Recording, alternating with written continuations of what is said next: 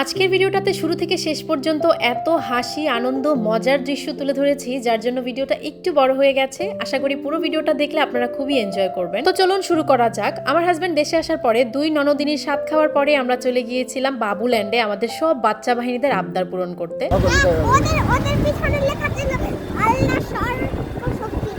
এই যে আমার পুত্রধন যে রাস্তা দিয়ে চলাফেরা করার সময় সবকিছু খেয়াল করে। তো যাই হোক, সেদিন আমরা প্রথমবারের মতো চলে গিয়েছিলাম ওয়ারি বাবুল্যান্ডে। আমরা গিয়েই দেখি যে আমাদের ফ্যামিলির বাকি সদস্যরা চলে এসেছে, সবাই টিকিট কেনার জন্য লাইনে দাঁড়িয়ে গেছে। দেখেন আমার দুষ্টু হাজবেন্ডের অবস্থা। এইদিকে আমরা টিকিট কিনতে গিয়ে হিমশিম খাচ্ছি আর সে এখানে দুষ্টুমি করছে। আমরা লাইনে আছি।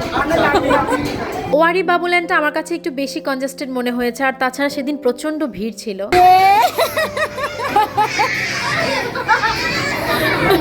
সাহিত্য আসলে বরাবরই কোনো রাইডে উঠতে চায় না, তাই সেদিন ওর ড্যাডি ওকে বারবার কোলে করে নিয়ে স্লাইডারে ছেড়ে দিচ্ছিল, আর সেজন্য ও ড্যাডির পেছনে কান্না করতে করতে দৌড়াচ্ছিল। আমাদের সবগুলো বাচ্চাই এই ট্রেন জার্নিটা খুবই এনজয় করেছে।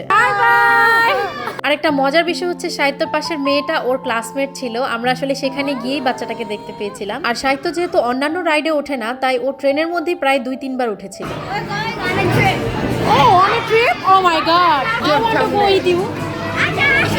আমাকে দিবে না উঠতে। They don't allow me. You guys are happy? আমাদের ছোট বাচ্চাগুলো নামার পরে বড় বাচ্চাগুলো উঠে গিয়েছিল এবং তাদের সাথে ছোটগুলো আবার উঠেছিল। ওরা আসলে শুধু এই ট্রেন জার্নিটাতে অনেক এনজয় করেছে। এরপরে আমরা সবাই মিলে চলে গেলাম ভিআরে ওঠার জন্য। এগুলোতে উঠতে গিয়ে হাসতে হাসতে এক একজনের জান যাওয়ার অবস্থা। ভয়ঙ্কর দিয়ে জানিস কি সব।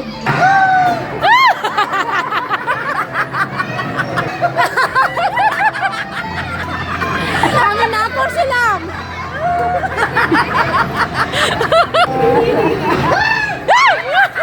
ভূতেরটা দিচ্ছেন, এটা কি ভূতেরটা?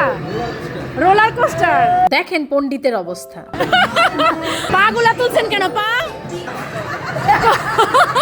রিনালদা কই আছেন? এমন করছেন কেন? তো পা তুলছেন কেন? পা তুলছেন কেন?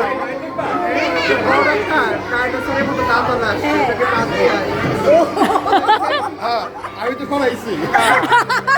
কই সরাইছেন? কই?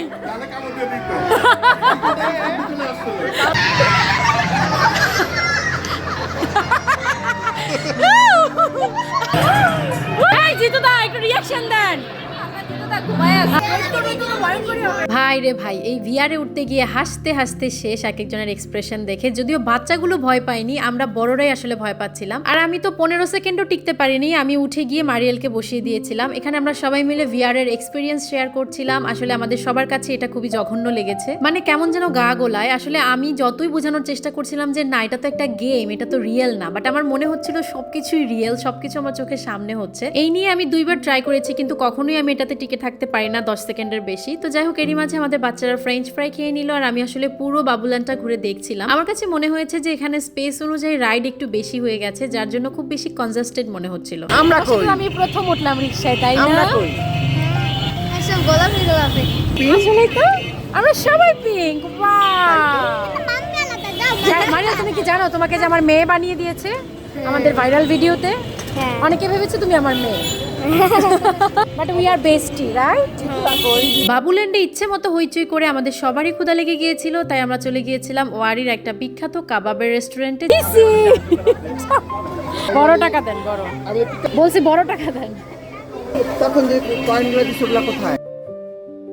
সেখানে গিয়ে দেখলাম আমরা বিশাল বড় লাইন। তো আমরা ভাবলাম যে দাঁড়িয়ে থেকে সময় নষ্ট করে লাভ নেই, আমরা সব মেয়েগুলো মিলে চলে গিয়েছিলাম স্ট্রিটে শপিং করতে। যাওয়ার সময় বহুদিন পর আমার হাজবেন্ডের থেকে হাত পেতে টাকা চেয়ে নিয়েছিলাম, যে সুযোগটা আমি একদমই পাই না। সে এখন দেশের বাইরে থাকে, চাইলেও হাত পেতে টাকা নিতে পারি না। আমরা আসারও বেশ অনেকক্ষণ পরে আমরা রেস্টুরেন্টের ভেতরে স্পেস পেয়েছিলাম। যেহেতু আমাদের মানুষ অনেক বেশি ছিল, আমাদের একটা বড় স্পেস প্রয়োজন ছিল, যার জন্য আমাদের একটু টাইম লেগেছে। এরই মধ্যে আমাদের খাবার চলে এসেছিল। এখানকার কাবাব অনেক মজা। আমি এর আগেও এই রেস্টুরেন্টের কাবাবের রিভিউ করেছি আমার পেজে, যদিও এই মুহূর্তে আমার নামটা মনে পড়ছে না রেস্টুরেন্টটা। তো এরই মধ্যে আমাদের ছোট যা তার বাড়িতে চলে গেল, আর আমরা বাকিরা চলে গেলাম মাদানি চায়ের বাড়িতে। এই দোকানের চা এত মজা, আমরা প্রতিবারই এখানে গেলে কোনো না কোনো চা খাই। সেদিন আমি মালতা চা ট্রাই করেছিলাম, খুবই মজা ছিল চাটা। এরপরে আমরা সবাই মিলে চলে আসলাম আমাদের বাসায়, আর বাসায় এসেই আমরা খেলা শুরু করে দিলাম চাইনিজ হুইস্পার, যা খেলতে গিয়ে আমাদের হাসতে হাসতে জান যাওয়ার অবস্থা। চাইনিজ হুইস্পার মানে একজন একটা কথা বলবে এবং শেষ পর্যন্ত সেই কথাটা অনেক বিকৃত হয়ে যাবে। লাস্ট কে বলবে?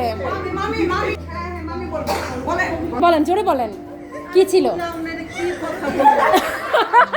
বলেন বলেন। আমার কানের ঘি খাইতে ভালো লাগে। আবার বলেন। আমার কানের ঘি খাইতে ভালো লাগে।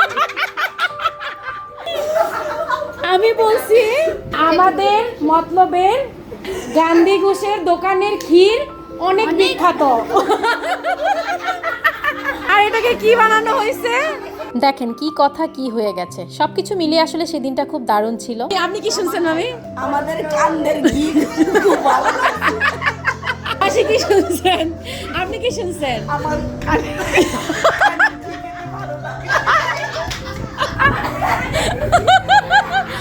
কানের ঘি নাকি খেতে ভালো লাগে? কি অবস্থা টুম্পা, তুমি মিস করে গেলা।